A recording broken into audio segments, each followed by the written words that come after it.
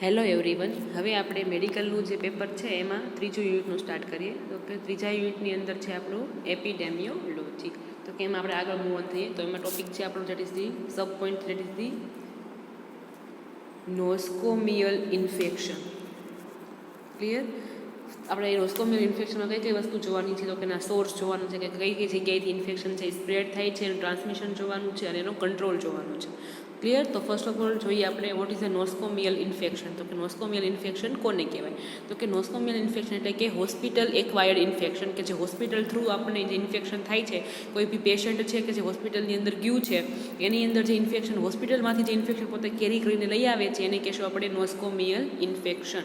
કે કોઈ દર્દી છે અને જનરલી ઇન્ફેક્શન નથી હોય પણ હોસ્પિટલમાં આવવા જવાના કારણે હોસ્પિટલના એરિયા છે એની અંદરના એની એર છે, એના કોઈ પણ કોઈ સ્ટાફ મેમ્બરના કોન્ટેક્ટમાં આવવાથી અથવા કોઈ બીજો પેશન્ટ છે હોસ્પિટલની અંદર જે ઓલરેડી ત્યાં પોતે ઇન્ફેક્ટેડ છે એવા પર્સનના કોન્ટેક્ટમાં આવવાથી, અથવા એના કોઈ બી સેમ્પલ છે એના કોઈ બી સ્પેસિમેનના કોન્ટેક્ટમાં આવવાથી, તો જો કોઈ બી પેશન્ટ છે કે જેને કોઈ પણ ઇન્ફેક્શન નથી પણ તેમ છતાં હોસ્પિટલના કોન્ટેક્ટમાં આવવાથી આવા હોસ્પિટલાઇઝ પેશન્ટની અંદર કોઈ ઇન્ફેક્શન છે એ ટ્રાન્સમિટ થાય છે બાય ધી હોસ્પિટલ એન્વાયરમેન્ટ. તો આવા ઇન્ફેક્શનને કહેશું આપણે નોસ્કોમિયલ ઇન્ફેક્શન અથવા હોસ્પિટલ એક્વાયર્ડ ઇન્ફેક્શન, કે જે હોસ્પિટલમાંથી કોઈ પણ પર્સનની અંદર છે એ આવે છે એને કહેશું આપણે નોસ્કોમિયલ ઇન્ફેક્શન. ક્લિયર? તો આ વાત થઈ ગઈ આપણે. મોસ્ટ ઓફલી છે એ હોસ્પિટલ પેશન્ટ છે એની અંદર 5% પેશન્ટની અંદર નોસ્કોમિયલ ઇન્ફેક્શન છે એ જોવા મળે છે. ક્લિયર? કે જે હોસ્પિટલમાં છે એના એર થ્રુ હોસ્પિટલના કોઈ બી પેશન્ટ, બીજા કોઈ બી સફરિંગ પેશન્ટના કફિંગ, સ્નીઝિંગ અથવા એના એર ડ્રોપલેટ થ્રુ, અથવા કોઈ બી જે નર્સિંગ સ્ટાફ છે એના મેમ્બર થ્રુ, અથવા કોઈ બી એના ઇન્સ્ટ્રુમેન્ટ થ્રુ છે એ કોઈ બી પેશન્ટની અંદર છે એ પર સ્પ્રેડ થાય છે એને કહેશું આપણે નોસ્કોમિયલ ઇન્ફેક્શન. ક્લિયર? આ વાત થઈ ગઈ એની ડેફિનેશનની. ત્યારબાદ જોઈએ એના factor affecting the hospital acquired infection. Next છે આપણા ફેક્ટર. તો કે કયા કયા ફેક્ટર્સ છે કે જે નોસ્કોમિયલ ઇન્ફેક્શન છે એને અફેક્ટ કરી શકે છે. તો આમાં પહેલું ફેક્ટર છે that is the first factor that is the hospitalised patient. Hospitalised patient. Clear? તો કે અમુક પેશન્ટ જે હોસ્પિટલની અંદર જે છે ઓલરેડી પોતે કેવા છે તો કે એની ઇમ્યુન પાવર ઓલરેડી વીક થઈ ગઈ છે, કેમ કે પોતે હોસ્પિટલાઇઝ તેઓ જ થયા હશે કે જો એની ઇમ્યુન પાવર છે એ વીક થઈ ગયા છે. એટલે આવા જે પેશન્ટ છે કે ઓલરેડી હોસ્પિટલની અંદર પોતે એડમિટ છે, એનું ઇમ્યુન સિસ્ટમ ઓલરેડી ડાઉન છે, એટલા માટે આવા પર્સનની અંદર કોઈ બી ઇન્ફેક્શન છે એ ઇઝીલી છે એ ફેલાઈ શકે છે. એટલે કોઈ પણ માઇક્રોબ્સ છે એર થ્રુ કે કોઈ બી બીજા વોટર કે ફૂડ થ્રુ છે એ ઇઝીલી પેશન્ટની અંદર છે એ ટ્રાન્સફર થઈ શકે છે. એમ કે હોસ્પિટલાઇઝ પેશન્ટની ઇમ્યુન સિસ્ટમ ઓલરેડી છે એ કેવી હોય છે? ડાઉન થઈ ગયેલી હોય છે, એટલે એ હાઈલી સસેપ્ટેબલ હોય છે ટુવર્ડ ધી ઇન્ફેક્શન. ક્લિયર? હવે બીજું છે ધેટ ઇઝ ધી બીજું factor that is the hospital environment. Clear? Hospital environment. તો કે હોસ્પિટલની એવી પ્લેસ છે કે એની અંદર દિવસ દરમિયાન કેટલાય બધા પેશન્ટ છે એ આવજા થતા હોય છે, કે અમુક પેશન્ટ એવા હોય છે કે જેને પોતાની અંદર ઇન્ફેક્શન પોતે કેરી કરતા હોય છે. અમુક ઇન્ફેક્શન સિવિયર હોય છે, અમુક ઇન્ફેક્શન છે એ રૂટીન હોય છે, તો પોતે પણ સાથે અમુક ટાઈપના માઇક્રોબ્સને પણ કેરી કરતા હોય છે. અને આવા પર્સન છે એ વિઝિટ છે એ હોસ્પિટલની છે એવરી ડે છે એ કરતા હોય છે. એટલે એવરી ડે હોસ્પિટલની અંદર લાખો માણસો છે એ અવર જવર કરતા હોય છે. અને આ બધા પેશન્ટ છે કે જે પોતે માઇક્રોબ્સને પોતે છે એ ટ્રાવેલ કરાવે છે, એટલે કે માઇક્રોબ્સને કેરી કરતા હોય છે. આવા પેશન્ટ છે સ્નીઝિંગ, કફિંગ ને એવું કરતા હોય છે, અને એના થ્રુ છે એ માઇક્રોબ્સ છે એના એરમાં છે એ રિલીઝ થાય છે. તો હોસ્પિટલનું એન્વાયરમેન્ટ ઓલરેડી છે એ પોતે કેવું છે તો કે એની અંદર ખૂબ જ વધારે પ્રમાણમાં જમ્સ છે એ જોવા મળે છે. તો આવા એના ફૂડની અંદર પણ જમ્સની પ્રેઝન્સ જોવા મળે છે, અને વોટરની અંદર પણ જમ્સ ને એવું બધું છે એ પોતે કેરી કરતા હોય છે. એટલે હોસ્પિટલ એન્વાયરમેન્ટ છે એની અંદર માઇક્રોબ્સની સંખ્યા છે એ બધા એન્વાયરમેન્ટની પ્રમાણમાં ખૂબ જ વધારે પ્રમાણમાં છે એ આવેલી હોય છે. એટલે આવા એન્વાયરમેન્ટના કોન્ટેક્ટમાં આવવાથી ઇઝીલી છે એ કોઈ પણ ડિઝીઝ છે એ ઇઝીલી કોઈ પણ પર્સન છે એને થઈ જાય છે. ત્યારબાદ નેક્સ્ટ ફેક્ટર જોઈએ, third factor is the antibiotic resistance. Clear? Next છે એન્ટીબાયોટિક રેઝિસ્ટન્સ. તો કે હોસ્પિટલ એન્વાયરમેન્ટના જે એરમાં કે એના કોઈ પણ વોટર સેમ્પલમાં કે ફૂડ સેમ્પલમાં જે માઇક્રોબ્સ રહેલા હોય છે એ માઇક્રોબ્સ મોસ્ટલી એન્ટીબાયોટિક રેઝિસ્ટન્સ હોય છે. કેમ? તો કે આવા માઇક્રોબ્સ છે એ ઇઝીલી રોજબરોજ છે અલગ અલગ એન્ટીબાયોટિકના કોન્ટેક્ટમાં આવતા જ હોય છે. ક્લિયર? ધારો કે એ માઇક્રોબ્સ છે એ જે એરમાં રહેલા કોઈ માઇક્રોબ્સ છે, આપણે વાત કરી કે કોઈ પણ આ પેશન્ટ છે એ પેશન્ટ પોતે સ્નીઝિંગ કે કફિંગ દ્વારા એરની અંદર છે ડ્રોપલેટ છે માઇક્રોબ્સનો ડ્રોપલેટ રિલીઝ કરે છે. ક્લિયર? હવે આ માઇક્રોબ્સ કોઈ હેલ્ધી પર્સનની અંદર ટ્રાન્સફર થાય છે. ક્લિયર?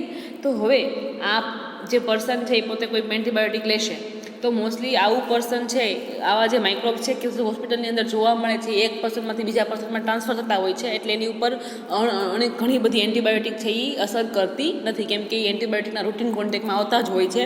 એટલા માટે આવા માઇક્રોબ્સ મોસ્ટલી છે એ એન્ટીબાયોટિકથી રેઝિસ્ટન્સ હોય છે, એટલા માટે એ હોસ્પિટલના એન્વાયરમેન્ટમાં લાંબો ટાઈમ સુધી સર્વાઈવ પણ કરી શકે છે, અને એક જગ્યાએ બીજી જગ્યાએ સ્પ્રેડ થઈ અને હેલ્ધી પર્સનની અંદર ડિઝીઝ પણ કોઝ કરી શકે છે. ક્લિયર? તો કે આવા માઇક્રોબ્સ છે એ પોતે તમારા જે એન્ટીબાયોટિકના કોન્ટેક્ટમાં રૂટીનલી આવતા જ હોય, કેમ કે હોસ્પિટલ છે એટલે એન્ટીબાયોટિક તો ત્યાં હોવાની જ, તે એન્ટીબાયોટિક્સ હોવાના અને અલગ અલગ બધા ઇન્ફેક્શનની સામે બધા જે કેમિકલ્સને એવું યુઝ થતું હોય છે એના રૂટીન કોન્ટેક્ટમાં છે એ પોતે આવતા હોય છે, કેમ કે હોસ્પિટલની અંદર પણ જે એન્વાયરમેન્ટ છે એને સાફ કરવા માટે એ લોકો કંઈક સ્પ્રે તો કરતા હશે ને, એટલે એ પોતે હોસ્પિટલની અંદર પણ એ લોકો છે એ પોતે એન્વાયરમેન્ટને છે એ ડિસઇન્ફેક્ટ કરવા માટે ડિસઇન્ફેક્ટરનો સ્પ્રે કરતા હોય છે. તેમ છતાં એના એન્વાયરમેન્ટની અંદર માઇક્રોબ્સની પ્રેઝન્સ છે એ હોય છે, એનો મતલબ કે એની ઉપર આવા ટાઈપના કેમિકલ્સની કોઈ પણ જાતની અસર છે એ જોવા મળતી નથી, કેમ કે પોતે રોજ એના કોન્ટેક્ટમાં આવવાને કારણે એ લોકો જે માઇક્રોબ્સ છે એ પોતે એનાથી છે એ રેઝિસ્ટન્સ પાવર છે એ ગેઇન કરી લે છે. ક્લિયર? તો એની અંદર રેઝિસ્ટન્સ પાવર પણ છે એ જોવા મળે છે, હાઈ પ્રમાણમાં રેઝિસ્ટન્સ પાવર પણ જોવા મળે છે. નેક્સ્ટ ફેક્ટર છે 4th નંબરનું, that is the diagnostic and therapeutic procedure. Clear? કે જ્યારે હોસ્પિટલની અંદર કોઈ પણ પેશન્ટનું ડાયગ્નોસિસ કરે છે ત્યારે જે ઇન્સ્ટ્રુમેન્ટ યુઝ કરે છે કે જે ક્લોથ યુઝ કરે છે એ પ્રોપર સ્ટરીલાઇઝ હોતા ન હોય ત્યારે પણ ઇન્ફેક્શન છે એ સ્પ્રેડ થઈ શકે છે. જે બધી વસ્તુઓ યુઝ કરે છે, જે સીઝર્સ ને જે બધા ફોર્સેપ ને એવું બધું જે યુઝ કરે છે એ પ્રોપર એને ટ્રીટમેન્ટ આપવામાં ન આવી હોય સ્ટરીલાઇઝેશનની, તો આવા બધા ઇન્સ્ટ્રુમેન્ટ થ્રુ એક પેશન્ટમાંથી બીજા પેશન્ટની અંદર પણ ઇન્ફેક્શન છે એ સ્પ્રેડ થઈ શકે છે. નેક્સ્ટ છે transfusion. Number 5th, it is the transfusion. Clear? તો કે હોસ્પિટલની અંદર જ્યારે કોઈ પણ પેશન્ટ છે ને બ્લડ રિક્વાયરમેન્ટ હોય છે, એટલે કે બ્લડની જરૂર પડે છે, ત્યારે બીજા કોઈ પણ પેશન્ટનું બ્લડ કે એનું બીજી કોઈ બ્લડની કોઈ પ્રોડક્ટ છે, એન્ટીબોડી છે કે વેક્સિન છે એવું આપવામાં આવે છે. તો જો આ બ્લડ કે કોઈ બ્લડની કોઈ પ્રોડક્ટ છે પોતે જો સ્ટરીલાઇઝ ના હોય અને આમને એને આપી દેવામાં આવે તો એક પેશન્ટમાંથી બીજા પેશન્ટની અંદર છે એક પર્સનમાંથી બીજા પર્સનની અંદર ઇન્ફેક્શન છે એ ટ્રાન્સફર થાય છે through the blood and its product, એટલે કે કોઈ બી બ્લડ ટ્રાન્સફ્યુઝન થ્રુ પણ પેશન્ટની અંદર એકમાંથી બીજા પેશન્ટની અંદર બીજા પર્સનની અંદર ઇન્ફેક્શન છે એ ટ્રાન્સફર થાય છે. તો આવા અલગ અલગ જે ફેક્ટર છે એ પણ અફેક્ટ કરે છે, તમારા નોસકોમિયલ ઇન્ફેક્શન ઉપર અસર કરી શકે છે. ક્લિયર? ત્યારબાદ જોઈએ આપણે સોર્સ ઓફ ઇન્ફેક્શન. તો કે ઇન્ફેક્શન થવા માટે કયા કયા સોર્સ જવાબદાર છે, કયા કયા સોર્સમાંથી છે એ નોસકોમિયલ ઇન્ફેક્શન છે એ થાય છે. તો અલગ અલગ ઘણા સોર્સ છે. આ સોર્સ છે એને મોસ્ટલી છે અલગ અલગ બે બ્રોડ કેટેગરીની અંદર છે એ ડિવાઈડ કરવામાં આવે છે. પહેલી કેટેગરી છે that is the exogenous source અને નેક્સ્ટ છે that is the endogenous source. Clear? તો કે જે ઇન્ફેક્શન સ્પ્રેડ કરવાના જે સોર્સ છે મેઇનલી તો કે નોસકોમિયલ ઇન્ફેક્શન છે કે જે હોસ્પિટલ થ્રુ ઇન્ફેક્શન સ્પ્રેડ થાય છે, તો આ ઇન્ફેક્શન માટે કયા કયા સોર્સ જવાબદાર છે, તો કે આ સોર્સને મેઇનલી બે પાર્ટમાં ડિવાઈડ કરવામાં આવે છે. First part it is the exogenous infection એટલે કે એક્સોજીનસ સોર્સ, અને ત્યારબાદ છે it is the endogenous source અથવા એન્ડોજીનિયસ ઇન્ફેક્શન. ક્લિયર? તેમાં પહેલાં વાત કરીએ આપણે તો એક્ઝોજીનસની અંદર. તો કે એક્ઝોજીનસની અંદર કઈ કઈ વસ્તુનો સમાવેશ થાય છે, તો કે પહેલી વસ્તુ કઈ, તો કે અનધર પેશન્ટ, કોઈ બીજો પેશન્ટ છે કે જેની અંદર ઇન્ફેક્શન છે એટલે એની અંદર કોઈ પણ ટાઈપના માઇક્રોબ્સ ઓલરેડી હોવાના. બીજી વસ્તુ છે a member of the medical and paramedical staff harbouring the pathogens, or એટલે કે કોઈ પણ મેડિકલનો અથવા પેરામેડિકલનો કોઈ પણ સ્ટાફ કે જે રૂટીનલી કોઈ પેશન્ટના કોન્ટેક્ટમાં હોય છે, એટલે એ પણ પોતે માઇક્રોબ્સને એક જગ્યાએથી બીજી જગ્યાએ ટ્રાન્સફર કરવાનું પોતે કામ કરે છે. ત્યારબાદ છે third that is the environment, એટલે કે આપણે પહેલાં જ વાત કરી કે કોઈ પણ પેશન્ટ છે કે જેને ઇન્ફેક્શન છે એ પોતે કફિંગ અને સ્નીઝિંગ દ્વારા એર ડ્રોપલેટ દ્વારા એ માઇક્રોબ્સને એરમાં રિલીઝ કરશે, એટલે એનું એન્વાયરમેન્ટની અંદર પણ માઇક્રોબ્સ છે એ આવેલા હોય છે. ત્યારબાદ છે હોસ્પિટલની અંદર આવેલા ઇનએનિમેટ ઓબ્જેક્ટ્સ જેવા કે મેડિકલના ઇક્વિપમેન્ટ્સ બધા, જે સ્ટેથોસ્કોપ છે, કેથરેટ્સ છે, બધી બ્લડ માટેની બધી યુરિનની જે બધી ટ્યુબ છે કે જે ડાયાલિસિસમાં યુઝ થાય, બધી ટ્યુબ્સ, બધા ગ્લોવ્સ જે બધી વસ્તુ યુઝ કરે છે, બધી ઇક્વિપમેન્ટ્સ બધા કે જે લોકો પોતે ઓપરેશન દરમિયાન યુઝ કરે છે, બધા ઇક્વિપમેન્ટ્સની અંદર પણ માઇક્રોબ્સ હોય છે. ત્યારબાદ કોઈ બી પેશન્ટ છે ઓલરેડી ડિસ્ચાર્જ થઈ ગયો છે તો એના બેડની અંદર પણ માઇક્રોબ્સ રહેલા હોય છે, તો એના બેડ્સની અંદર પછી એને surface area of the patient surface area of the ground floor છે. ત્યારબાદ છે પેશન્ટના સિક્રિશન્સ છે કે કફિંગ્સ, એમાં પણ માઇક્રોબ્સ રહેલા હોય છે. ત્યારબાદ એના એક્સક્રીશન એટલે કે એનું યુરિન સેમ્પલ છે કે એનું સ્ટૂલ સેમ્પલ છે, એ પછી એનું બ્લડ સેમ્પલ છે, અને કોઈ પણ બીજા બોડીના બીજા ફ્લુઇડ છે, આ બધાની અંદર છે એ માઇક્રોબ્સ છે એ રહેલા હોય છે. અને ત્યારબાદ હોસ્પિટલનું ફૂડ, હોસ્પિટલનું વોટર અને એનું એન્વાયરમેન્ટ, એર, આ બધાની અંદર છે એ માઇક્રોબ્સ રહેલા હોય છે. અને આ બધા સોર્સ થ્રુ એક પર્સનની અંદરથી બીજા પર્સનની અંદર ઇન્ફેક્શન છે એ ટ્રાન્સફર થઈ શકે છે. તો આ બધા સોર્સ કયા હતા? એના એક્ઝોજીનસ સોર્સ હતા. ત્યારબાદ જોઈએ એના એન્ડોજીનિયસ સોર્સ. ક્લિયર? તો એન્ડોજીનિયસ સોર્સની અંદર કેવું થશે કે ધારો કે કોઈ પણ પેશન્ટ છે એની અંદર કોઈ પણ સર્જરી કરવામાં આવી છે, તો આ સર્જરીના કારણે એના જે નોર્મલ માઇક્રોબાયોટા છે એની અંદર ચેન્જ આવી ગયો છે, અને નોર્મલ માઇક્રોબાયોટા જ પોતે છે એ કોઈ પણ પર્સનની અંદર ઇન્ફેક્શન છે એ કરે છે. તો એને કહેશું આપણે એન્ડોજીનિયસ ઇન્ફેક્શન. એટલે પોતાની બોડીની અંદર જ માઇક્રોબ્સ આવેલા છે, પણ માઇક્રોબ્સ છે એના નોર્મલ માઇક્રોબાયોટા છે, પણ કોઈ ઇન્ફેક્શન કરતા નથી. પણ ડ્યુરિંગ ધી કોઈ બી સર્જરી તમારા જે નોર્મલ માઇક્રોબાયોટા છે એમાં થોડો ઘણો ફિઝિયોલોજીકલ ચેન્જ આવે છે, જેના કારણે તમારા નોર્મલ માઇક્રોબાયોટા છે એ પોતે છે એ પેશન્ટની અંદર, એ પર્સનની અંદર છે એ પોતે ઇન્ફેક્શન છે એ કોઝ કરી શકે છે. તો આને કહેશું આપણે એનો એન્ડોજીનિયસ ઇન્ફેક્શનના સોર્સ. ક્લિયર? આ વાત થઈ ગઈ આપણે source of the nosocomial infection. કયા સોર્સ છે એ માઇક્રોબિયલના કે જે ઇન્ફેક્શન કોઝ કરે છે એ. ક્લિયર? હવે વાત કરીએ આપણે તો કે કયા ટાઈપના માઇક્રોબ્સ મોસ્ટલી છે એ તમારા જે હોસ્પિટલ એરિયાની અંદર જોવા મળે છે.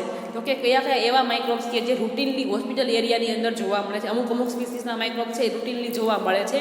તો એમાં કયા એક્ઝામ્પલ આવશે? તો કે ફર્સ્ટ એક્ઝામ્પલ છે તો કે સ્ટ્રેપ્ટોકોકસ પાયોજીન્સ છે, પછી methicillin resistance staphylococcus aureus, that is the MRSA, staphylococcus pyogenes, methicillin resistance staphylococcus aureus, that is the MRSA.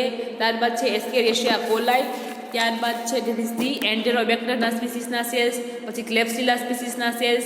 ત્યારબાદ છે સ્યુડોમોનાસ, એસિનેટોબેક્ટર. આ બધા અલગ અલગ સ્પીસીસના સેલ્સ છે એ મોસ્ટલી હોસ્પિટલ એરિયાની અંદર છે એ રૂટીનલી જોવા મળતા માઇક્રોબ્સ છે, અને જે નોસ્કોમિયલ ઇન્ફેક્શન માટે જવાબદાર છે. ક્લિયર? આ બધા માઇક્રોબ્સ છે એ રૂટીનલી છે એ હોસ્પિટલ એન્વાયરમેન્ટની અંદર જોવા મળે છે, અને પોતે માઇક્રોબ્સ છે પોતે ઇકોલાઈ છે, એન્ટેરોબેક્ટરની સ્પીસીસ છે, પછી ક્લેપ્સિલા છે, સેફાઇલોકોકસ પાયોજીન્સ છે, પછી સેફાઇલોકોકસ ઓરિયસ છે, સ્યુડોમોનાસ છે, પછી છે that is the MRSA, that is the methicillin resistance staphylococcus aureus છે. આ બધા સેલ્સ છે એ પોતે નોસ્કોમિયલ ઇન્ફેક્શન માટે જવાબદાર છે, જે રૂટીનલી હોસ્પિટલના એન્વાયરમેન્ટની અંદર છે એ જોવા મળે છે. ક્લિયર? હવે વાત થઈ ગઈ આપણે એના માઇક્રોબ્સની કે કયા ટાઈપના માઇક્રોબ્સ જોવા મળે છે એ, અને સોર્સ પણ વાત થઈ ગઈ કે કયા સોર્સ થ્રુ તમને ઇન્ફેક્શન છે એ થાય છે. હવે નેક્સ્ટ જોઈએ આપણે ટ્રાન્સમિશન. નેક્સ્ટ છે that is the transmission.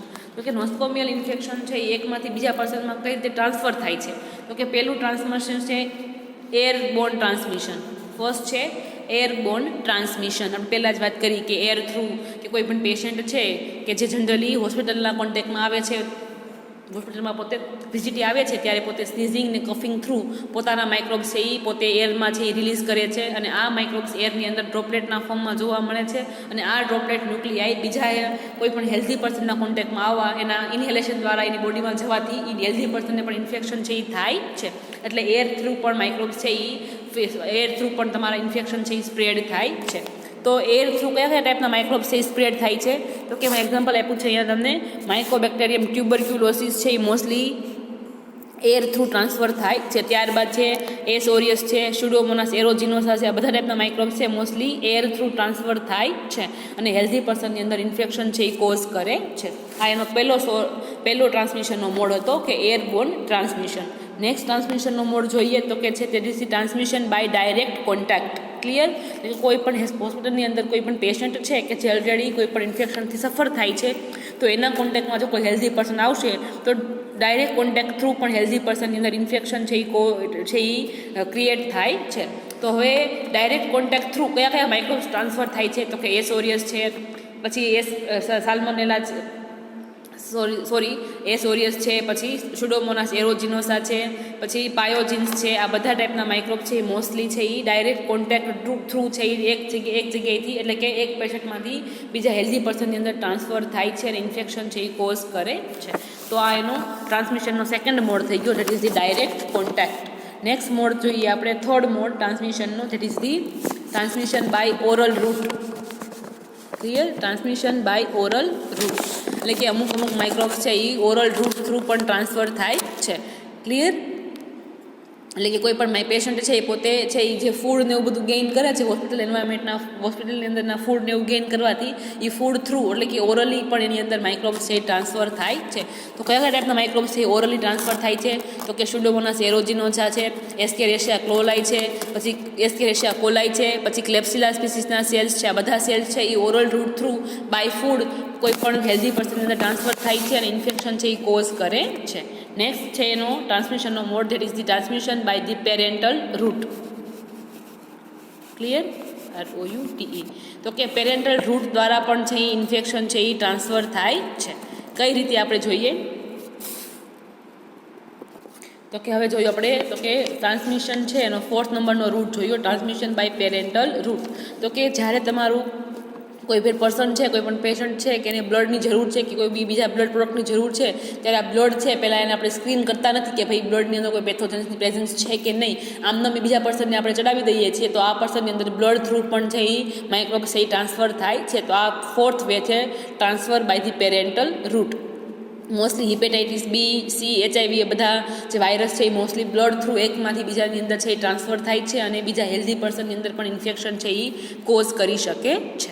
Clear. તો આ અલગ અલગ 4th ટાઈપના ટ્રાન્સમિશન થઈ ગયા. નેક્સ્ટ જોઈએ આપણે common type of hospital infection, types of nosocomial infection. તો આપણે વાત કરી કે હોસ્પિટલ એક્વાયર ઇન્ફેક્શન, તો કયા ઇન્ફેક્શનનો સમાવેશ થાય છે એમાં? તો કે ફર્સ્ટ છે urinary track infection, UTI infection થાય છે.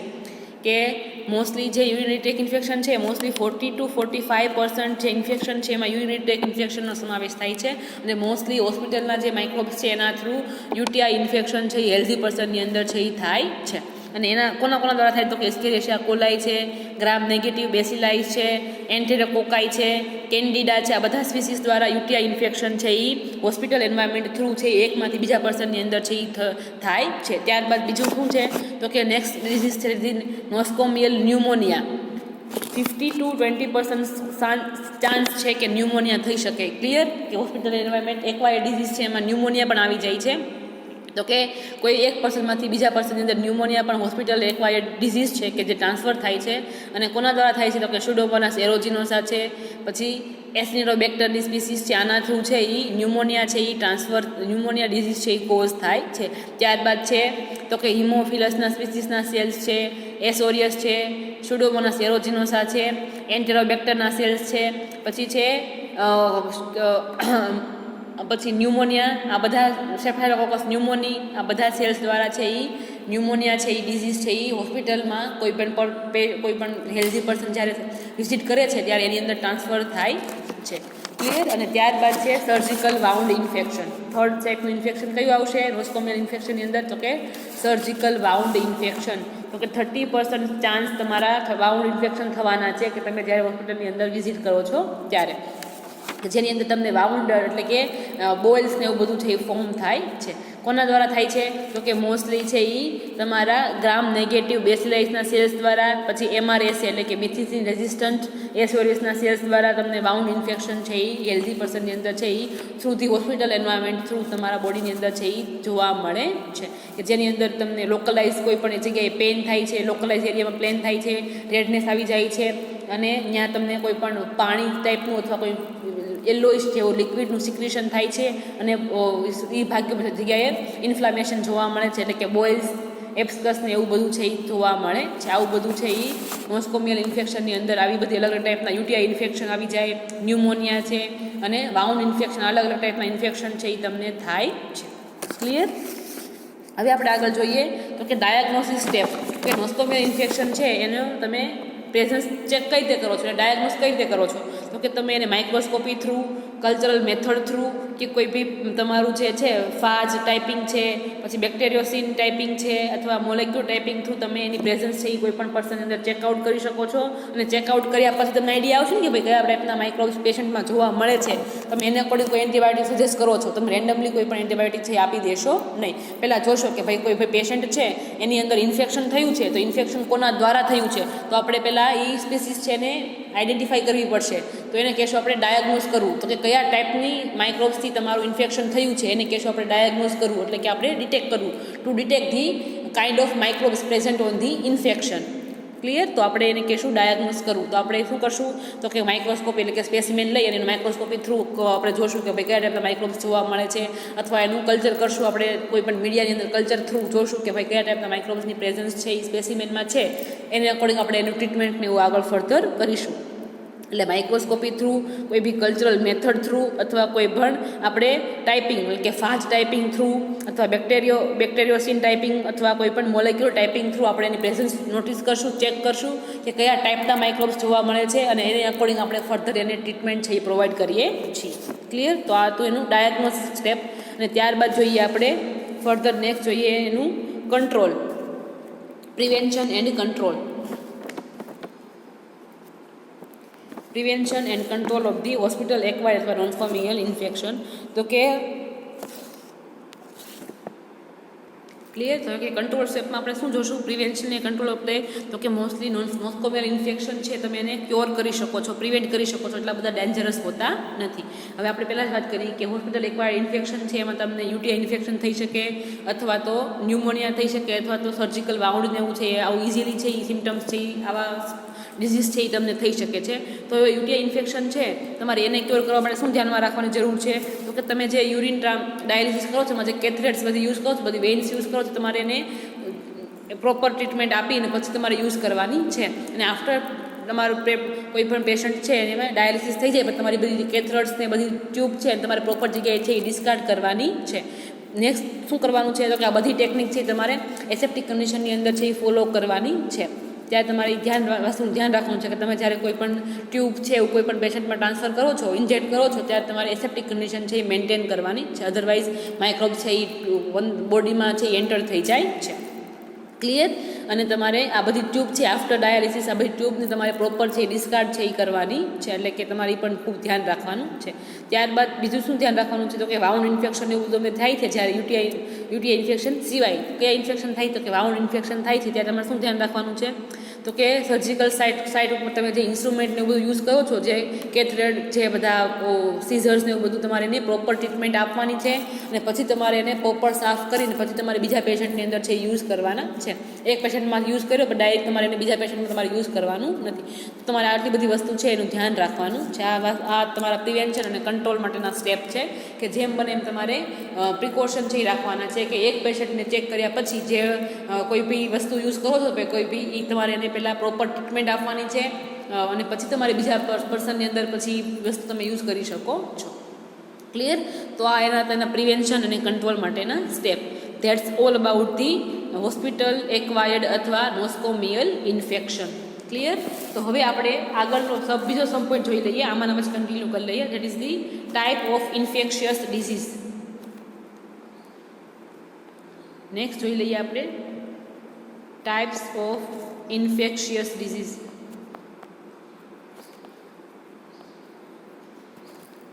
ક્લિયર? તો કે જે ઇન્ફેક્શિયસ ડિઝીઝ છે એને કયા ટાઈપ છે આપણે એ જોવાનું છે. ટાઈપ્સ ઓફ એટલે કે એપિડેમિયોલોજીકલ ટાઈપ ઓફ ઇન્ફેક્શન્સ અથવા ઇન્ફેક્શિયસ ડિઝીઝના ટાઈપ. ક્લિયર? તો હવે આપણે જોઈ લઈએ આમાં આગળ. તો કે જનરલી ઇન્ફેક્શન થાય છે ત્યારે શું થાય છે? તો કે ઇન્ફેક્શન થાય છે ત્યારે ઘણીવાર આખી બોડી છે એ પોતે સફર થાય છે, અથવા ઘણીવાર કોઈ પણ બોડીનું એક પાર્ટ એટલે કે કોઈ લોકલ એરિયા છે એ ઇન્ફેક્ટ થાય છે. એક્ઝામ્પલ છે કિડનીમાં ઇન્ફેક્શન થયું હોય, અથવા કોઈ પણ બ્લેડરમાં ઇન્ફેક્શન થયું હોય, લાઇકવાઇઝ ધેટ. અને ઘણીવાર આખા બોડીની અંદર ઇન્ફેક્શન થાય છે, એટલે કે હોલ બોડીની અંદર ઇન્ફેક્શન થાય છે. ક્લિયર? તો અલગ અલગ બે ટાઈપથી ઇન્ફેક્શન છે એ થઈ શકે, અથવા તો લોકલાઇઝ અથવા તો હોલ બોડી અંદર એટલે કે આખા બોડીની અંદર ઘણીવાર છે ડિઝીઝ થઈ એટલે કે જનરલાઇઝ ઇન્ફેક્શન પણ છે એ થઈ શકે છે. ક્લિયર?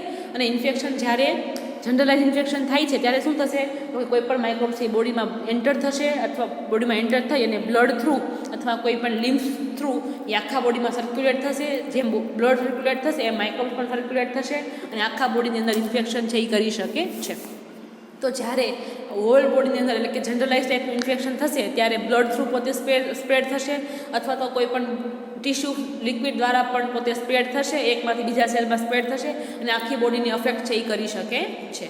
ક્લિયર? તો ઇન્ફેક્શન છે એ અલગ અલગ ટાઈપના હોઈ શકે, તો કે ઘણીવાર લોકલાઇઝ પણ હોય અને ઘણીવાર જનરલાઇઝ ટાઈપના પણ હોઈ શકે છે. અને જ્યારે કોઈ પણ માઇક્રોબ્સ અથવા બેક્ટેરિયા બોડીમાં એન્ટર થશે અને બ્લડ થ્રુ આખી બોડીમાં જ્યારે ટ્રાન્સફર થશે ત્યારે એને કહેશું બેક્ટેરિયમિયા. શું કહેશું એને આપણે? It is the બેક્ટેરિયમિયા.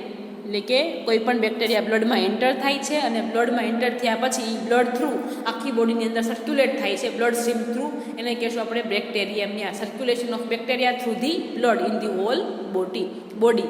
ક્લિયર? અને મોસ્ટલી બેક્ટેરિયામાં માઇક્રોબ્સ બોડીમાં હોવાના જ તે, એટલે માઇક્રોબ્સ ઓલરેડી છે એ સર્ક્યુલેટ થતા જ હોય છે બાય, અને પોતે છે એ બોડીની અંદર સર્ક્યુલેટ થઈ અને આ ઇન્ફેક્શન છે એ કોઝ કરે છે. ક્લિયર? અને આ જે બેક્ટેરિયા છે કે જે પોતે ઇન્ફેક્શન કરે છે, તો મોસ્ટલી જ્યારે બેક્ટેરિયા બોડીની અંદર એન્ટર થશે ત્યારે બોડીની ડિફેન્સ મિકેનિઝમ છે એને બ્રેક કરવાનું કામ કરશે. પણ જે બેક્ટેરિયા ઘણા જે એવા છે કે જે પોતે હાઈલી પેથોજેનિક છે, કે જે હાઈલી કેવા છે કે જેની ઉપર બોડીની કોઈ પણ સિસ્ટમ વર્ક કરી શકતી નથી. એમાં બોડીની મ્યુકસ સિસ્ટમ, બોડીના એન્ટીબોડીઝ, બોડીની બધા જે એન્ઝાઇમ્સ બધા આવી ગયા, બધા સેલ્સ આવી ગયા, ઇમ્યુન સિસ્ટમના ટી સેલ ને બી સેલ, આવું જ્યારે એની પર વર્ક ના કરે ત્યારે બોડીની અંદર પોતે શું કરે છે? ઇન્ફેક્શન છે એ કોઝ કરી શકે છે. અને ઇન્ફેક્શન કોઝ કરશે કેમ? તો કે બોડીની ઇમ્યુન સિસ્ટમ એને બોડીની બહાર એક્સપેલ આઉટ છે એ કરી શકવામાં ફેલ થઈ છે, એટલા માટે બોડીની અંદર છે રહી જાય છે સેલ્સ અને પોતે ફર્ધર ઇન્ફેક્શન છે એ કરી શકે છે. ક્લિયર? એટલા માટે એની પાસે શું વધારે હશે? તો કે એની પેથોજેનિસિટી હાઈ હશે. શું હાઈ હશે એની પાસે?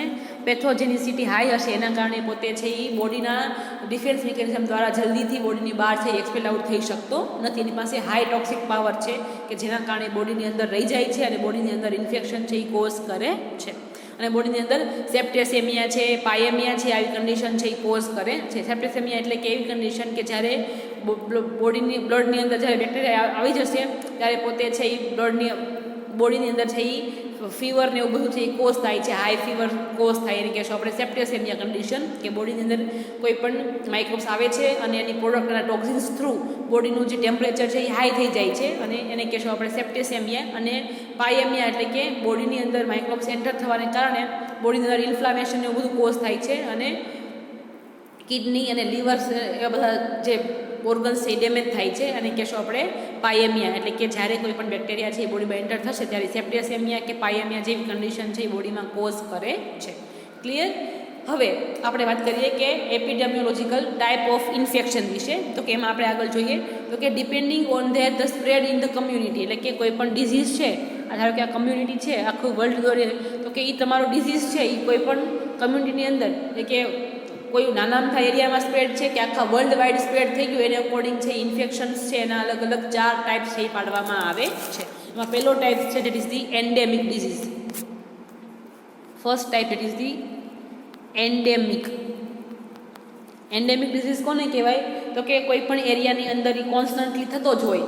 ધારો કે આપણે ઇન્ડિયાની વાત કરીએ તો આપણે વાત કરીએ તો કે ટાઇફોઇડ ફીવર, તો કે આપણા આજુબાજુના એરિયામાં ટાઇફોઇડ ફીવર છે એ રૂટીનલી જોવા મળતો ડિઝીઝ છે કે જે કોન્સ્ટન્ટલી છે એ થતો જ હોય છે. એક પર્સનને હોય તો પછી બીજા પર્સનને ફક્ત પછી જોવા મળે. એટલે કે કોઈ પણ એરિયાની અંદર એવો ડિઝીઝ કે જે કોન્સ્ટન્ટ રૂટીનલી જોવા જ મળે, એવું નહીં કે ભાઈ અમુક ટાઈમે થયો પછી ઘણા વર્ષો પછી એ જોવા જ ન મળે પછી પાછો જોવા મળે, એવું નહીં. પણ કોન્સ્ટન્ટલી છે એ ડિઝીઝ છે એ એરિયાની અંદર છે એ જોવા મળે છે. તો આવા ડિઝીઝને કહેશું આપણે એન્ડેમિક ડિઝીઝ. એક્ઝામ્પલ છે ટાઇફોઇડ ફીવર, એ એન્ડેમિક ડિઝીઝના ટાઈપને બિલોંગ કરે છે.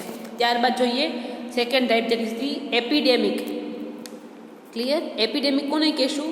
અમુક એવા ડિઝીઝ છે કે જે રેપિડલી ટ્રાન્સફર થાય છે, એક જગ્યાએથી બીજી જગ્યાએ ખૂબ જ રેપિડલી છે એ પોતે સ્પ્રેડ થાય છે, એને કહેશું આપણે એપિડેમિક ડિઝીઝ. ધારો કે તમારો આ કોઈ પણ એરિયા છે એની અંદર અહીંયા એરિયા છે એમાં એક પર્સનને છે એ ડિઝીઝ થયો છે અને આ પર્સન ખૂબ જ શોર્ટ પીરિયડ ટાઈમમાં બીજા એરિયામાં પણ ટ્રાન્સફર થઈ જશે, એટલે કે એને સ્પ્રેડ થવા માટે લાંબો ટાઈમ છે લાગતો નથી. તો આવા ડિઝીઝને કહેશું આપણે એપિડેમિક ટાઈપના ડિઝીઝ. એક્ઝામ્પલ છે એમાં ઇન્ફ્લુએન્ઝા ડિઝીઝ છે, એ એપિડેમિક ટાઈપનો ડિઝીઝ છે કે એ જલ્દીથી સ્પ્રેડ થઈ જાય છે, કે એકમાંથી બીજામાં જલ્દીથી સ્પ્રેડ થઈ જતો ડિઝીઝ છે, તો એને કહેશું આપણે એપિડેમિક ટાઈપનો ડિઝીઝ. ક્લિયર? નેક્સ્ટ જોઈએ તો કે pandemic. Third type is the pandemic. તો કે પેન્ડેમિક ડિઝીઝ કોને કહેવાય? તો કે એવા ડિઝીઝ કે જે જનરલી લાર્જ બધા એરિયાની અંદર જોવા મળે, તો કે લાર્જ એરિયાની અંદર સ્પ્રેડ થઈ ગયા હોય એવા ડિઝીઝને કહેશું આપણે પેન્ડેમિક ડિઝીઝ. ક્લિયર? ધારો કે લઈ લઈએ આપણે એક્ઝામ્પલ લઈ લઈએ એડ્સ અથવા પ્લેગ. એને કહેશું આપણે એન્ડેમિક પેન્ડેમિક ડિઝીઝ, કે જે વર્લ્ડના મોટા ભાગના એરિયાની અંદર પોતે વર્લ્ડ વાઇડ સ્પ્રેડ થઈ ગયેલો ડિઝીઝ કહેશું આપણે, કે વર્લ્ડના ઓલમોસ્ટ બધા એરિયાની અંદર આ ડિઝીઝ છે એની પ્રેઝન્સ જોવા મળે છે. અને કહેશું આપણે પેન્ડેમિક ડિઝીઝ. એક્ઝામ્પલ છે પ્લેગ, એડ્સ, આ બધા ડિઝીઝ કોને કેવા છે તો કે પેન્ડેમિક ડિઝીઝ છે. Clear? Number 4 that is the epidemic.